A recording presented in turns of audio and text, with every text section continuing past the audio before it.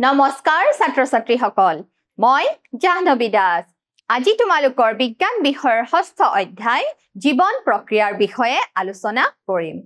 আজি আমি শিকিম মানুহৰ পৰিবহন মানুহৰ দেহতনো কেনেদৰে পৰিবহন সংঘটিত হয় আহা ছাত্ৰ ছাত্ৰীসকল আমি শিকিবলৈ লওঁ মানুহৰ পৰিবহন ব্যৱস্থাৰ বিষয়ে এতিয়া তোমালোকে নৱম শ্ৰেণীত পাই আহিছা যে তেজে কি কৰে খাদ্যৰ উপাদান অক্সিজেন বৰ্জিত পদাৰ্থ আদিৰ কি কৰে পৰিবহন কৰে আৰু তেজ কি তেজ এবিধ তৰল সংযোজক কলা তেজ তৰল সংযোজক কলা কলা মানে হৈছে নিৰ্দিষ্ট শৈলীৰে সজ্জিত উৎকৃষ্ট কাৰ্যদক্ষতাৰে কাম সম্পন্ন কৰিব পৰা কোষৰ সমষ্টি অৰ্থাৎ কোষৰ সমষ্টিকে আমি কি বুলি কওঁ কলা বুলি কওঁ আৰু তেজ হৈছে তৰল সংযোজক কলা এতিয়া তেজ জুলীয়া পদাৰ্থ বা তেজ হৈছে তৰল পদাৰ্থ তেজনো কিয় জুলীয়া তেজত এবিধ পদাৰ্থ আছে তেজত থকা এবিধ ভৌতিক আধাৰ দ্ৰব্য পদাৰ্থ আছে আৰু সেই পদাৰ্থবিধৰ নাম কি জানানে প্লাজমা গতিকে প্লাজমা থকাৰ কাৰণে তেজ কি পদাৰ্থ তৰল বা জুলীয়া পদাৰ্থ আকৌ এই প্লাজমাত কি হয় জানানে ৰক্ত কোষবোৰ উপঙি থাকে এই তেজৰ যি জুলীয়া আধাৰ দ্ৰব্য প্লাজমা তাতে ৰক্ত কোষবোৰ আহি উপঙি থাকে আৰু ৰক্ত কোষবোৰ কি হৈছে লোহিত ৰক্তকণিকা শ্বেত ৰক্তকণিকা আৰু অনুচক্ৰিকা বা প্লেটলেট এতিয়া এই লোহিত ৰক্ত কোষবোৰে কি কৰে জানানে অক্সিজেন পৰিবহন কৰে লোহিত ৰক্ত কোষবোৰে অক্সিজেন পৰিবহন কৰে আৰু এই শ্বেত ৰক্তকণিকা বা বগা ৰক্তকণিকা বিলাকে কি কৰে আমাৰ দেহক বিভিন্ন বীজাণুৰ পৰা ৰক্ষা কৰে মানে বিভিন্ন বীজাণুৰ আক্ৰমণৰ পৰা আমাৰ দেহক ৰক্ষা কৰে অৰ্থাৎ আমাৰ দেহৰ ৰোগ প্ৰতিৰোধ ক্ষমতা বৃদ্ধি কৰে আমাৰ দেহৰ ৰোগ প্ৰতিৰোধ ক্ষমতা বৃদ্ধি কৰে আকৌ অনুচক্ৰিকা বা প্লেটলেটে কি কৰে আমাৰ যেতিয়া কোনোবা অংশত কাটি যায় তোমালোকে হয়তো নিশ্চয় মন কৰিছা যেতিয়া কাটি যায় অলপ সময়ৰ পিছত কি হ'বলৈ ধৰে তেজ গোট মাৰিবলৈ ধৰে যাতে ৰক্তক্ষয় বাধা হয় গতিকে এই ক্ষেত্ৰত কিহে সহায় কৰে জানানে অনুচক্ৰিকা বা প্লেটলেট কোষসমূহে গতিকে আহা ছাত্ৰ ছাত্ৰীসকল আমি শিকিবলৈ লওঁ মানুহৰ পৰিবহন ব্যৱস্থাৰ বিষয়ে চোৱা মানুহৰ পৰিবহন তেজ আৰু লৌহিকাৰ দ্বাৰা অংগ আৰু কলালৈ বিভিন্ন পদাৰ্থ কি কৰে সৰবৰাহ কৰে বা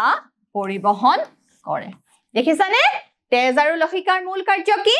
তেজ আৰু লৌহিকাৰ দ্বাৰা অংগ আৰু কলালৈ বিভিন্ন পদাৰ্থৰ পৰিবহন কৰিব লাগে আকৌ চোৱা সকলো কলাতে তেজ বিয়পি পৰাকৈ কিছুমান ৰক্তনলিকাৰ দ্বাৰা জালিকা গঠন আকৌ কেতিয়াবা যদি ৰক্তকলা বা নলিকা বা জালিকা সমূহৰ ক্ষতি হয় বা ধ্বংস হয় তেতিয়া সেইবিলাক কি কৰিব লাগিব নতুনকৈ মেৰামতি কৰিব লাগিব বা পুনৰ গঠন কৰিব লাগিব গতিকে এই বিভিন্ন প্ৰক্ৰিয়াসমূহ সংঘটিত সুচাৰুৰূপে কৰিবলৈ এই বিভিন্ন প্ৰক্ৰিয়াসমূহ সুচাৰুৰূপে হৈ থাকিবলৈ আমাক কিহৰ প্ৰয়োজন জানানে এটা সুব্যৱস্থাৰ প্ৰয়োজন গতিকে এই সকলোবিলাক কাৰ্য নিয়াৰিকৈ সম্পন্ন হবৰ কাৰণে আমাক এটা পাম্প কল কিহৰ প্ৰয়োজন হ'ব এটা আমাক পাম্প কল মানে হৃদযন্ত্ৰৰ প্ৰয়োজন আজি আমি শিকিম মানুহৰ হৃদযন্ত্ৰত কেনেদৰে তেজৰ পৰিবহন হয় হৃদযন্ত্ৰৰ পৰা শৰীৰৰ বিভিন্ন অংগলৈ তেজ কেনেকৈ যায় আকৌ শৰীৰৰ বিভিন্ন অংগৰ পৰা তেজ আকৌ হৃদযন্ত্ৰলৈ কেনেদৰে ঘূৰি আহে চোৱা মানুহৰ পৰিবহনত কি হয় তেজ আৰু লৌহিকাৰ দ্বাৰা অংগ আৰু কলালৈ বিভিন্ন পদাৰ্থৰ পৰিবহন হয় বিভিন্ন পদাৰ্থ লৱণো হ'ব পাৰে খাদ্যৰ উপাদানো হ'ব পাৰে এতিয়া চোৱা তেজ তেজ হৈছে তৰল সংযোজী কলা তেজ কি তেজ হৈছে তৰল সংযোগী কলা বা তেজ তৰল সংযোজক কলা আমি সংযোগী কলা কি বুলি ক'ব পাৰো সংযোজক কলা বুলি ক'ব পাৰো ঠিক আছে তেজ তৰল সংযোজক কলা তেজৰ ৰং ৰঙা হয় নহয় চোৱা ইয়াত তেজত বিভিন্ন প্লাজমাত ৰক্তকোষবোৰ উপঙি থাকে আৰু এই কোষবিলাক দেখিছানে তোমালোকক দেখুৱা হৈছে চোৱা মন কৰা খুব ধুনিয়াকে তেজ হৈছে তৰল সংযোজক কলা চোৱা তেজ তেজত কি থাকে প্লাজমা থাকে প্লাজমা আধাৰ দ্ৰব্য থকাৰ কাৰণে তেজ কি হয় জুলীয়া পদাৰ্থ বা তৰল পদাৰ্থ হয় প্লাজমা থকাৰ কাৰণে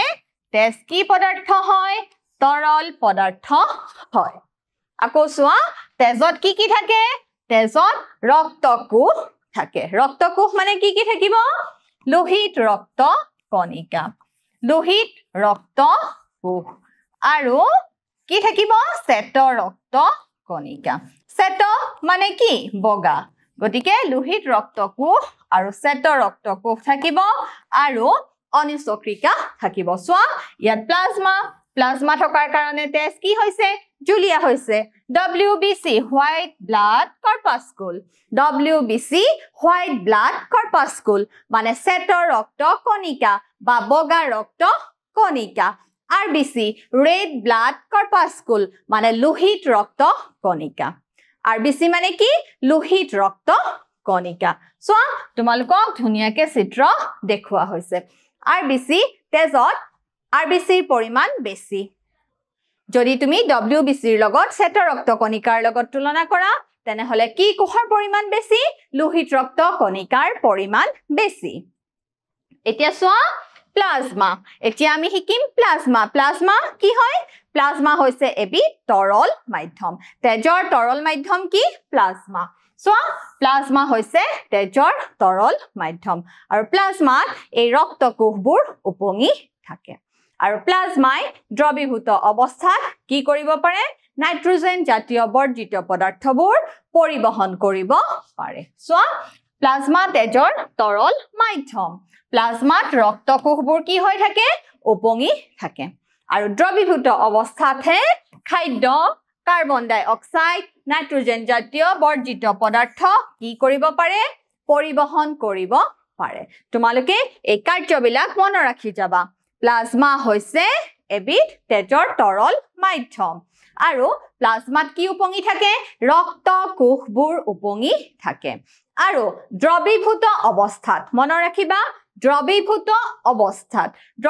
অৱস্থাত খাদ্যৰ বিভিন্ন উপাদান কাৰ্বন ডাই অক্সাইড নাইট্ৰজেন জাতীয় বৰ্জিত পদাৰ্থ আদিবিলাক কি কৰিব পাৰে প্লাজমাই পৰিবহন কৰিব পাৰে সো ফাইব্ৰিনোজেন নথকা প্লাজমাক আমি কি বুলি কওঁ সিৰাম বুলি কওঁ ফাইব্ৰিনোজেন নথকা প্লাজমাক আমি কি বুলি কওঁ সিৰাম বুলি কওঁ সো তেজৰ ৰক্তকোষ আমি শিকিম এতিয়া তেজৰ ৰক্তকোষ তোমালোকে গম পাইছে তেজৰ ৰক্তকোষ কি লোহিত ৰক্ত কণিকা শ্বেত ৰক্ত কণিকা আৰু অনুচক্ৰিকা বা প্লেটলেট সো লোহিত ৰক্ত কণিকাই কি কৰে অক্সিজেন পৰিবহন কৰে তেজত থকা লোহিত ৰক্ত কণিকাই অক্সিজেন পৰিবহন কৰে দেখিছা অক্সিজেন কঢ়িয়াই লৈ ফুৰে আৰু আমাৰ যি ৰঞ্জক পদাৰ্থ আছে হিমোগ্লোবিন ক'ত পোৱা যায় লোহিত ৰক্ত কণিকাত পোৱা যায় আমাৰ যি চাহ ৰঞ্জক পদাৰ্থ হিমোগ্লোবিন ক'ত পোৱা যায় লোহিত ৰক্ত কণিকাত পোৱা যায় আৰু সেই কাৰণে তেজৰ ৰং কি হয় ৰঙা হয় সো আৰু ইয়াক ক'ত পোৱা যায় হাড়ৰ মজ্জাটো পোৱা যায় এবাৰ চোৱা বগা বা শ্বেত ৰক্ত কণিকা WBC হোৱাইট ব্লাড কৰ্পাস্কুল কিহতকৈ কম থাকে RBCত কৈ লোহিত ৰক্ত কণিকাতকৈ কম পোৱা যায় আৰু ই কি কৰে শৰীৰক সংক্ৰমণৰ পৰা ৰক্ষা কৰে আমাৰ দেহৰ প্ৰতিৰোধ ক্ষমতা বৃদ্ধি কৰে আমি বিভিন্ন ব্যাক্টেৰিয়াৰ আক্ৰমণ বীজাণুৰ আক্ৰমণ অনুজীৱৰ আক্ৰমণ এইবিলাকৰ লগত কি কৰে জানানে ফাইট কৰে WBC এ ফাইট কৰে হিহঁতক আমাক যাতে প্ৰতিৰক্ষা কৰি ৰাখিব পাৰে আমাৰ বডিগাৰ্ড সেল বুজি পাইছানে গতিকে WBC আমাক শৰীৰক ৰক্ষা কৰি ৰাখে বিভিন্ন বীজাণুৰ আক্ৰমণৰ পৰা আমাক ৰক্ষা কৰে আমাৰ দেহত কিছুমান এন্টিবডিৰ সৃষ্টি কৰে কি সৃষ্টি কৰে আমাৰ দেহত কিছুমান এন্টিবডিৰ সৃষ্টি কৰে সো ৰোগ প্ৰতিৰোধ ক্ষমতাৰ বাবে ই দায়বদ্ধ ৰোগ প্ৰতিৰোধ ক্ষমতা সো WBC ৰোগ প্ৰতিৰোধ ক্ষমতা আমাৰ শৰীৰৰ ৰোগ প্ৰতিৰোধ ক্ষমতাৰ বাবে কোন দায়বদ্ধ WBC মানে হোৱাইট ব্লাড কৰ্পাস্কুল শ্বেত ৰক্ত কণিকা বা বগা ৰক্ত কণিকা আৰু ই আমাৰ দেহত কি উৎপন্ন কৰে এন্টিবডি উৎপন্ন কৰে সো ই আমাৰ দেহত এন্টিবডি উৎপন্ন কৰে এবাৰ সোৱা অনুচক্ৰিকাই আমাৰ কি কৰে ই কোষৰ খণ্ড হয় আৰু নিউক্লিয়াছ অনুপস্থিত থাকে তেজ গোট মৰাত সহায় কৰে অনুচক্ৰিকাই তেজ গোট মৰাত সহায় কৰে এতিয়া আমি চাওহা তেজৰ ৰক্ত কোষ তোমালোকৰ আগত খুব ধুনিয়াকে দেখাই দিছে সোৱা লোহিত ৰক্ত কণিকা এয়া কি হয় তেজৰ লোহিত ৰক্ত কণা তেজৰ লোহিত ৰক্ত কণাত কি উপস্থিত থাকে কি ৰঞ্জক পদাৰ্থ উপস্থিত থাকে হিমোগ্লোবিন তেজৰ লোহিত ৰক্ত কণিকাত হিমোগ্লোবিন উপস্থিত থাকে সোৱা বগা বা শ্বেত ৰক্ত কণিকা যিয়ে আমাৰ ৰোগ প্ৰতিৰোধৰ বাবে দায়বদ্ধ আকৌ কিহৰ চিত্ৰ দিয়া হৈছে এয়া প্লেটলেট ইহঁত বিলাক কোষৰ খণ্ড আৰু তেজ গোট মৰাত সহায় কৰে অনুচক্ৰিকা বা প্লেটলেটে তেজ গোট মৰাত সহায় কৰে এতিয়া সোৱা তেজৰ কাৰ্য তেজে কি কিনো কাম সমাধা কৰে তেজে আমাৰ খাদ্যৰ উপাদান বিলাক হয় নে নহয় অক্সিজেন নাইট্ৰজেন জাতীয় বৰ্জিত পদাৰ্থ আদি পৰিবহন কৰে সোৱা পুষ্টিকৰ পদাৰ্থ শ্বাস প্ৰশ্বাসৰ বাবে গেছ বৰ্জিত পদাৰ্থ হৰমন এনজাইম বা উৎসেচক আয়ন আদি পৰিবহন কৰে মন কৰি যাবা ছাত্ৰ ছাত্ৰীসকল তেজে কি পৰিবহন কৰে তেজে পুষ্টিকৰ পদাৰ্থ শ্বাস প্ৰশ্বাসৰ বাবে গেছ হৰমন এনজাইম বা উৎসেচক নাইট্ৰজেন জাতীয় বৰ্জিত পদাৰ্থ আদি পৰিবহন কৰে লগতে তেজে আৰু বিভিন্ন পদাৰ্থ আৰু লৱণ পৰিবহন কৰে আৰু উষ্ণতা নিয়ন্ত্ৰণতো আমাৰ শৰীৰৰ উষ্ণতা নিয়ন্ত্ৰণতো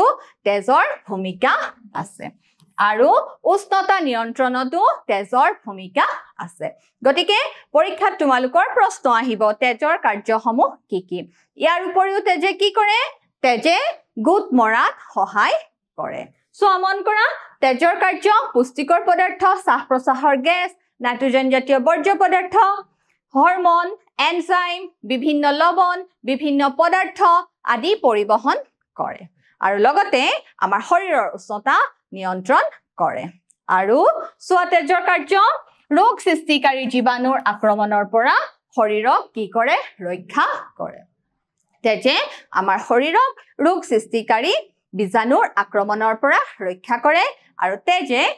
তেজ গোট মৰাত কোনোবা অংশত যদি আমাৰ ক্ষয় হয় কাটে তেতিয়া তেজ গোট মাৰি ৰক্তক্ষয়ৰ পৰা কি কৰে বাধা প্ৰদান কৰে সো অনুচক্ৰিকাবোৰে ৰক্তক্ষৰণ হোৱা ঠাইত বা আমাৰ কোনোবা ঠাইত যদি কিবা কাটে তেতিয়া য'ত ৰক্তক্ষৰণ হয় তাতে তেজ গোট মাৰি কি কৰে ৰক্তক্ষয় হোৱাৰ পৰা আমাক বাধা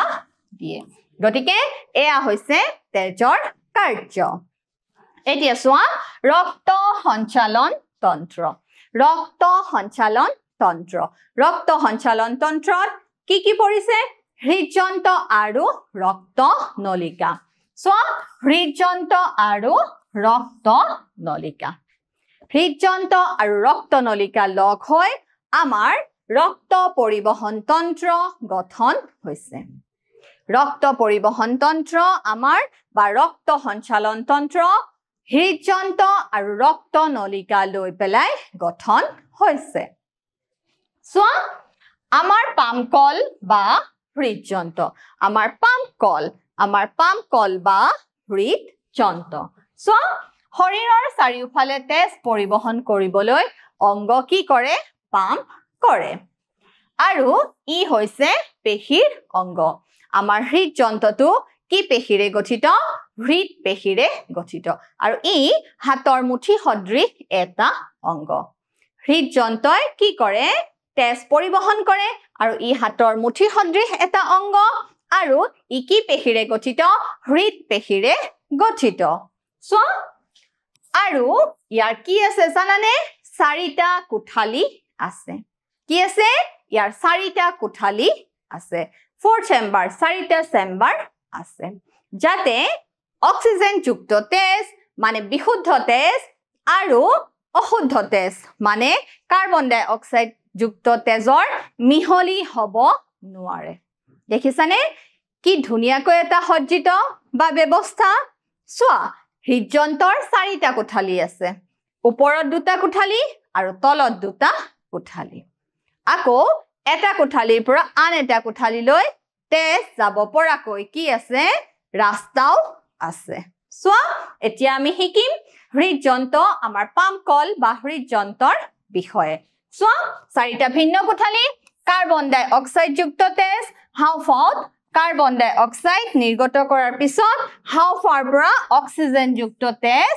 কলৈ আনে হৃদযন্ত্ৰলৈ উভতাই আনে এয়া চোৱা তোমালোকৰ আগত এটা হৃদযন্ত্ৰৰ চিত্ৰ দেখুওৱা হৈছে পৰীক্ষাত তোমালোকৰ ড্ৰয়িঙত আহিব পাৰে যে এটা হৃদযন্ত্ৰৰ চিত্ৰ অংকন কৰা চোৱা হৃদযন্ত্ৰৰ এয়া চাৰিটা কোঠালি 1 2 3 4 দেখিছা হৃদযন্ত্ৰ মানুহৰ হৃদযন্ত্ৰ কেইটা কোঠালি যুক্ত চাৰিটা কোঠালি যুক্ত আৰু এইটো কোঠালি কোৱা হয় বাও অলিন্দ বাও নিলয় হু অলিন্দ হু নিলয় চোৱা চাৰিটা কোঠালি এইটো কোৱা হয় বাও অলিন্দ ধৰা আমাৰ হৃদযন্ত্ৰটো চাৰিটা চেম্বাৰ আছে চাৰিটা কোঠালি বাও অলিন্দ বাও নিলয় আৰু এফালে হ'ব হু অলিন্দ আৰু হু নিলয় দেখিছা গতিকে আমি শিকিলো আমাৰ হৃদযন্ত্ৰ কেইটা কোঠালি যুক্ত চাৰিটা কোঠালি যুক্ত আৰু এই কোঠালি চাৰিটাৰ নাম কি বাও অলিন্দ বাও নিলয় হু অলিন্দ হু নিলয় চোৱা চাৰিটা কোঠালি তাৰে দুটা অলিন্দ মানে হু অলিন্দ বাও অলিন্দ আৰু দুটা কি হৈছে নিলয় তাৰ মানে হু নিলয় আৰু বাও নিলয় চোৱা তেজে অক্সিজেন আৰু কাৰ্বন ডাই অক্সাইড দুয়োবিধ গেছ পৰিবহন কৰাৰ বাবে অক্সিজেন যুক্ত তেজ আৰু কাৰ্বন ডাই অক্সাইড যুক্ত তেজ পৃথক কৰি ৰাখিবৰ কাৰণে আমাৰ হৃদযন্ত্ৰটো কি হৈ থাকে পৃথক পৃথক কোঠালিত বিভক্ত হৈ থাকে চোৱা অক্সিজেন আৰু কাৰ্বন ডাই অক্সাইড যুক্ত দুয়োবিধ তেজে পৰিবহন কৰে তেজে অক্সিজেন যুক্ত তেজো পৰিবহন কৰে কাৰ্বন ডাই অক্সাইড যুক্ত তেজো পৰিবহন কৰে গতিকে এই দুই প্ৰকাৰৰ তেজ যাতে মিহলি নহয় সেই মিহলি নহবৰ কাৰণে বা মিশ্ৰণ নহবৰ কাৰণে আমাৰ হৃদযন্ত্ৰটো কেইটা কোঠালিত বিভক্ত চাৰিটা কোঠালিত বিভক্ত এতিয়া চোৱা অলিন্দ ওপৰৰ দুটা কোঠা পাতল বেৰ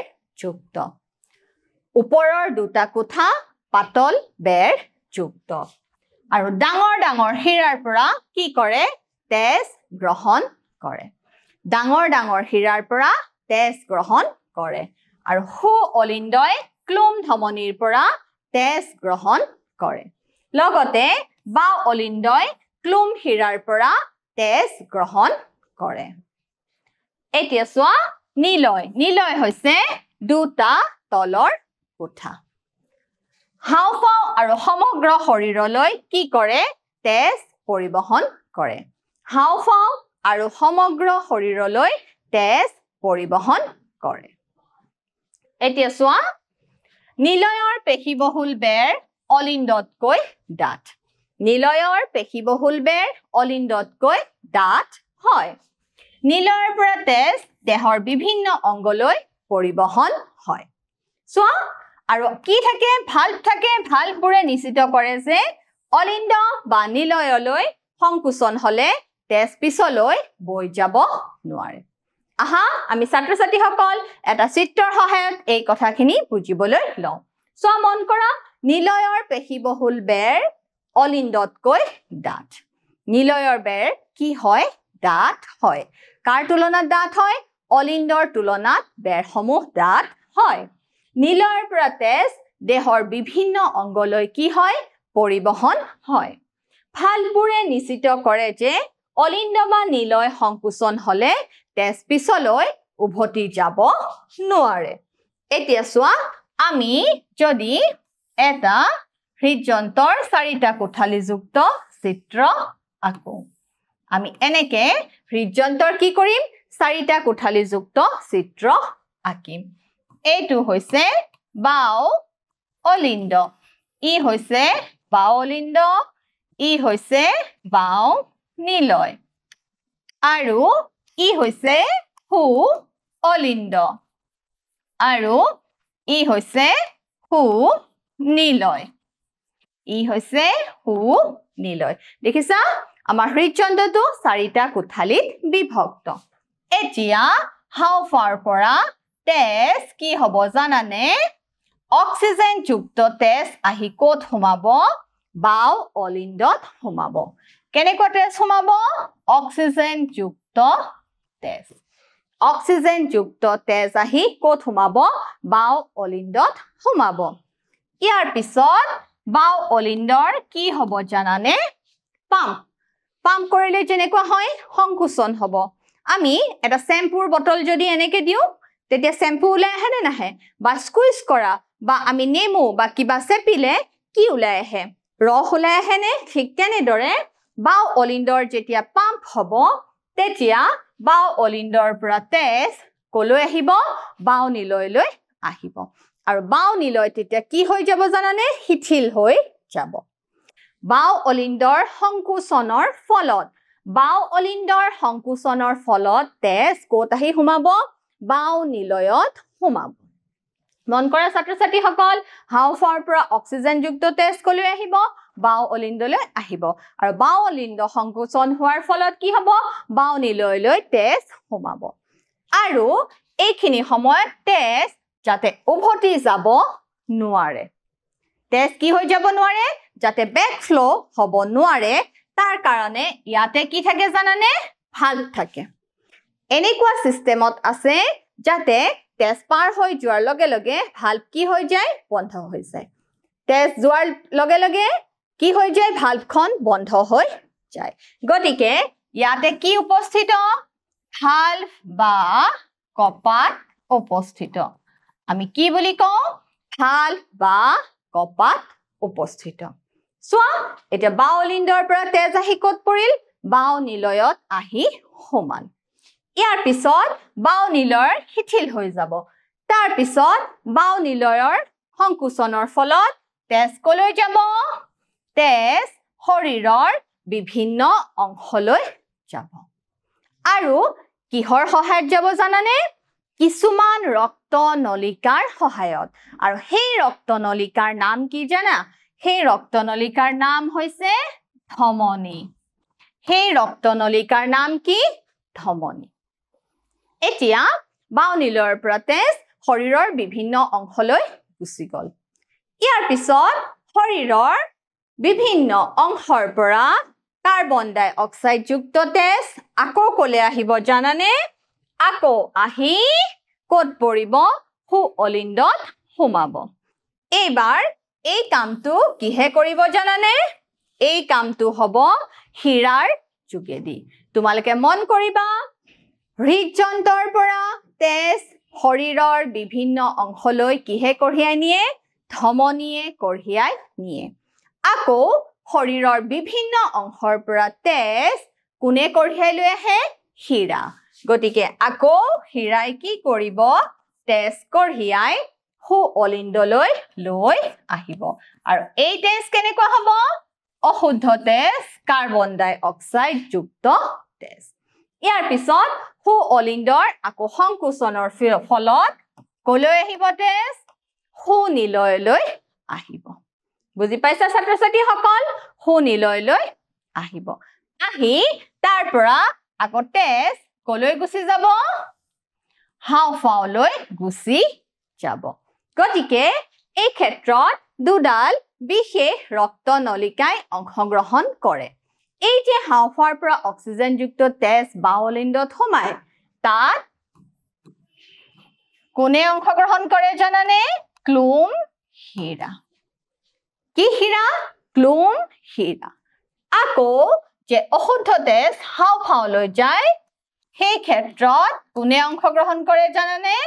ক্লোম ধমনী গতিকে এয়া হৈছে আমাৰ দেহত সংঘটিত হৈ থকা হৃদযন্ত্ৰৰ পৰিবহন ব্যৱস্থা গতিকে এইখিনিতে তোমালোকে এটা মন কৰা এই ক্ষেত্ৰত আমাৰ কেই ধৰণৰ পৰিবহন হৈছে দুই ধৰণৰ পৰিবহন হৈছে গতিকে তেজৰ সম্পূৰ্ণ চক্ৰটো সম্পূৰ্ণ হওঁতে কেইটা পৰিবহন কৰিব লগা হৈছে দুবাৰ পৰিবহন গতিকে তেজৰ এই দুবাৰ পৰিবহনক আমি কি বুলি কওঁ জানানে দ্বৈত পৰিবহন বুলি কওঁ এয়া চোৱা তোমালোকৰ আগত দেখুওৱা হৈছে ক্লোম হীৰা বাও অলিন্দ বাও নিলয় চোৱা হু নিলয় হু অলিন্দ আৰু মহা ধমনী তোমালোকে চিত্ৰটো মন কৰা মানুহৰ হৃদযন্ত্ৰ চাৰিটা কোঠালি যুক্ত চোৱা এতিয়া হৃদযন্ত্ৰৰ কাৰ্য বাও অলিন্দই হাওঁফাওঁৰ পৰা অক্সিজেন সমৃদ্ধ তেজ লাভ কৰে বাও অলিন্দই হাওঁফাওঁৰ পৰা অক্সিজেন সমৃদ্ধ তেজ লাভ কৰে কিহৰ যোগেদি লাভ কৰে ক্লোম হীৰাৰ যোগেদি ইয়াৰ পিছত বাও অলিন্দ কি হয় সংকোচন হয় আৰু বাও নিলয় কি হয় শিথিল হয় বাও অলিন্দ সংকোচন হ'ব আৰু বাও নিলয় শিথিল হৈ যাব তাৰ পিছত চোৱা বাও নিলয়ে বাও অলিন্দৰ পৰা কি গ্ৰহণ কৰে তেজ গ্ৰহণ কৰে তাৰ পিছত চোৱা বাও নিলয় সংকুচিত হৈ শৰীৰলৈ তেজ পৰিবহন কৰে ইয়াৰ পিছত বাও নিলয় সংকোচন হ'ব আৰু শৰীৰৰ বিভিন্ন অংশসমূহলৈ তেজ পৰিবহন হ'ব ইয়াৰ পিছত চোৱা হু অলিন্দই শৰীৰৰ পৰা কাৰ্বন ডাই অক্সাইড যুক্ত তেজ লাভ কৰে হু অলিন্দ সংকুচিত হয় আৰু হু নিলয় শিথিল হয় হু নিলয়ে তেজ গ্ৰহণ কৰে আৰু অক্সিজেনৰ বাবে হাওঁফাওঁলৈ কি কৰে তেজ পৰিবহন কৰে গতিকে এয়া হৈছে হৃদযন্ত্ৰৰ পৰিবহন ব্যৱস্থা এতিয়া চোৱা তোমালোকে এটা মোক কি দিব লাগিব পৰীক্ষা দিব লাগিব অক্সিজেন পৰিবহন কৰা হয় লোহিত ৰক্তকণিকা শ্বেত ৰক্তকণিকা অনুচক্ৰিকা বা প্লাজমা অক্সিজেন পৰিবহন কিহে কৰে অক্সিজেন পৰিবহন কৰে লোহিত ৰক্তকণিকা মোৰ দ্বিতীয় প্ৰশ্ন চোৱা তেজৰ কাম হল বা তেজৰ কাৰ্য গেছৰ পৰিবহন নাইট্ৰজেনযুক্ত বৰ্জিত পদাৰ্থৰ পৰিবহন খাদ্য সামগ্ৰীৰ পৰিবহন আৰু ওপৰৰ সকলোবোৰ কোনটো হ'ব তোমালোকৰ ওপৰৰ সকলোবোৰ মোৰ তৃতীয় প্ৰশ্ন ভালবোৰে পিছলৈ তেজৰ সোধ ৰোধ কৰাটো নিশ্চিত কৰে ই শুদ্ধ নে অশুদ্ধ ই হৈছে শুদ্ধ ভাল বা কপাত বিলাকে